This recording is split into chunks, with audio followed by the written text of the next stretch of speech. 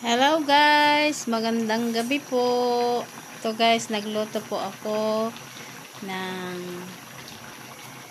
kalabasa at sitaw na may kasamang suso. Ito po ngayon yung aming ulam ngayong gabi.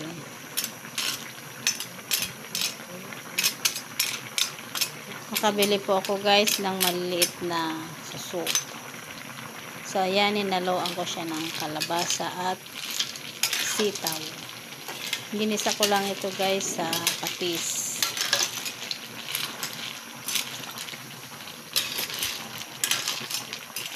Ayan. Sino po ang nag-uulam ng ganito guys?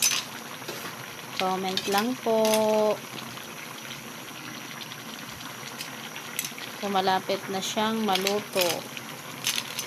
Konting kulo na lang siya guys, maluluto na. So hindi siya pwedeng lutuin ng matagal.